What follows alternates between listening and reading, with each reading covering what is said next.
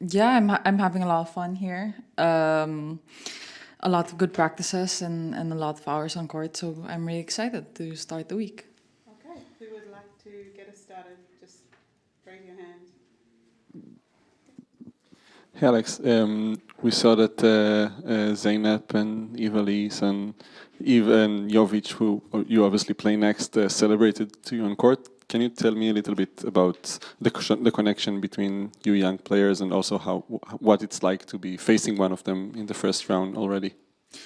Yeah, they were so sweet. They were sweet enough to come to me with a cake this morning, and yeah, each and every one of them are such dear friends of mine, and I think I don't know how I would survive the tour without these friendships, because it's not just my friends from tennis. They're really my friends, in life, I would say, and yeah.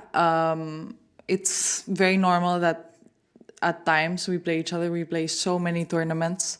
But, we're professionals. At the end of the day, we know how to handle it and we know how to keep it separate. So, yeah, there's nothing special that you need to do in terms of the relationship. You don't need to change anything about it. Yeah. Okay, Matt. Happy birthday! It's Thank you. It's my wife's birthday too. So Oh, happy birthday it's to your cool. I guess wife. cool women are born this day. Obviously you get the enthusiastic crowds. I'm wondering how that affects your emotions, and if ever you have sort of trouble keeping your emotions in check when you're riding the waves of all the excitement in these buildings, because sometimes players with their emotions, when they go really high, they can also go really low too. And I'm wondering if that's been a challenge for you in any way, especially during this past year when you've had the privilege of experiencing such excitement.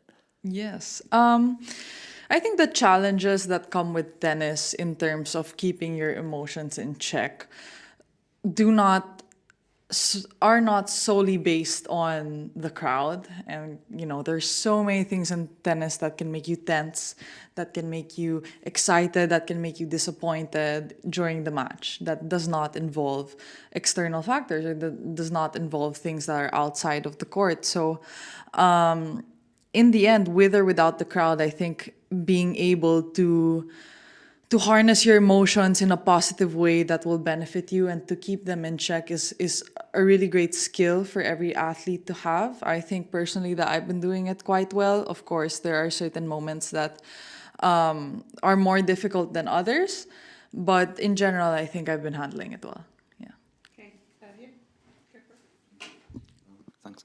Happy birthday from my side as Thank well, you. of course. At the Australian Open and other tournaments, there were extremely incredible many fans coming to your matches from your home country. I wonder how big is the hype in your home country? How famous are you there? And do you expect here, which is a bit further from the Philippines, to come many fans as well? That's a very good question. I think I don't really know how to answer that. I do get a lot of love. I get a lot of support from my home country, which I'm so proud of, and I'm so grateful for. But I mean, it's a very difficult question to answer. I think it's very relative, no, depends who you ask. But yeah, super grateful for all the support. Yeah. Ring. Hi, Alex. Hi. Alex, you had quite a full clay season, almost playing every week. Just wondering how do you, and it's the first time that you've kind of played all these in a row on clay. I'm just wondering, how prepared do you feel for this tournament? Do you feel differently compared to the past on the surface? And in general, are you drained at all from playing all those weeks, or how are you feeling in that front? Well, I definitely feel more prepared than last year. I think I have improved a lot on this surface. Of course, I have such a long way to go, but I think I've improved a lot in the past year as a player, and it's really helped me manage the challenges that come with the surface for me. I think I'm super excited for this week. I mean, we do the preparation, obviously, to arrive to the Grand Slams well. So I'm feeling good. I'm happy, and nothing on the line, nothing to lose. So I'm really excited. Yeah. Yeah, just back to that question, you mentioned some challenging moments with your emotions. What have those moments been, and what are your techniques for dealing with it? Of course, the obvious answer would be losses, bad losses, or days where you're not feeling the ball well. And I don't think there's like a specific thing I do to get myself out of that trance. Maybe I talk a lot with my coaches, I talk a lot with my parents, and tell them how I feel. I think it's always a good thing if you have somebody you can consult, or you can just share whatever with. And for me, that's my team and my family, and my friends here on tour.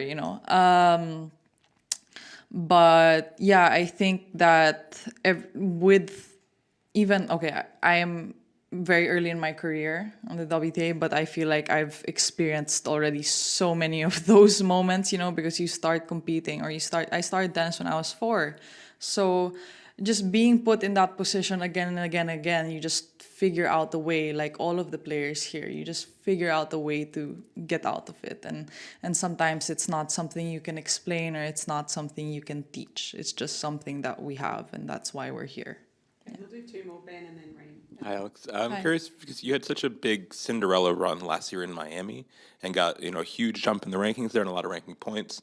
And now, more than a year later, those points have fallen off. And maybe I'm curious for you if that's at all like a relief, like sort of if you have this first time having this big amount of points and big amount of ranking jump, now that you're sort of survived a full cycle past that, and you're still a top 50 player and, the world hasn't ended, if it's at all relaxing to sort of feel, I don't know, like you're more even. You know what I mean? I wouldn't use relief as the word. I'm very proud because, so if we talk about Miami specifically, I was started 140, and then after that I was around like 75, something like that. And not only did I maintain that ranking after Miami this year, I was like 40 or something, which is really good. And of course, I'm always hungry. I'm always wanting to improve, but I'm really proud of that. I think that's something I should take pride in, and we did put a lot of work into that.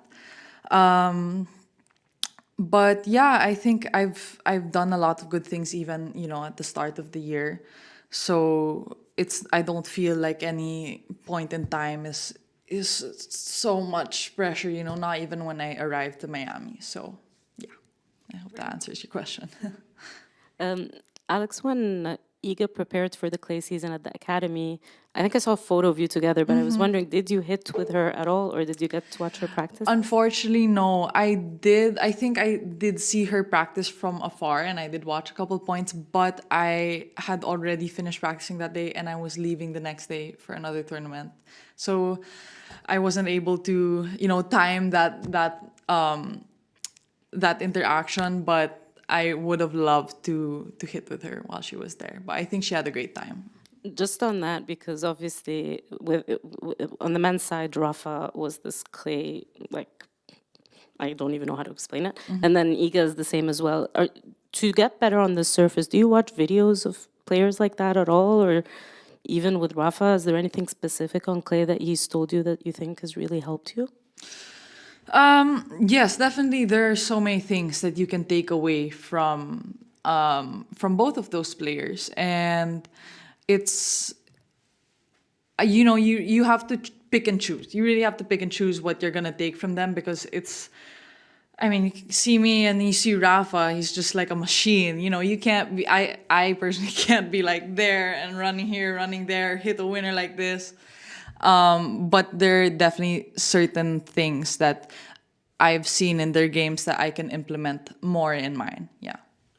All right, thank you very much. We'll do some in, you just give the microphone. Hi, Alex. Hi.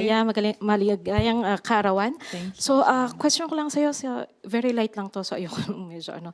So, parang nasasanay ka na yung birthday mo, sineselebrate mo during Roland Garros season. So, minsan ba napapaisip ka na namimiss ko yung birthday, yung celebration doon, yung culture, yung pagkain, yung kasama yung family? Saan? Sa Pilipinas? Yung parang birthday celebration mo na dati nandun, tapos ngayon nandito ka. Alam mo, ilang taon na ako nag-celebrate ng birthday dito eh. So medyo nasanay na ako. And sobrang swerte ko na makaranas ko yung birthday ko dito sa Paris, syempre, tsaka sa Roland Garros mismo. And good sign yon na kapag nandito ako, ibig sabihin, naglaro ako ng Grand Slam. Kaya, nagpapasalamat lang ako sa Diyos. And syempre, namimiss ko yung pamilya sa Pilipinas, pero alam ko din na trabaho ko to. Kaya masaya pa din. Ayan. Okay, last. Mas visible ka ngayon sa social media. Tapos lahat ng post mo, very talaga nag-trending siya. And nakikita ka na rin namin ngayon sa mga magazine, nagpo-post. Ito. So, alin yung mas nakaka-pressure? Yung nandun ka sa court or yung nagpo-post ka for ano? Siyempre, yung nandun sa court, malayo. Yung trabaho ko talaga maging tenista, di ba? Kaya, additional na lang yan yung mga sa magazine, yung social media, yung lahat ng ganon. Siyempre, napakaswerte ko na makaranas ng ganong mga opportunities. Pero ito talaga yung pinapangarap ko, yung maglaro sa Grand Slam, maging tennis player na professional. Kaya dito talaga yung focus ko.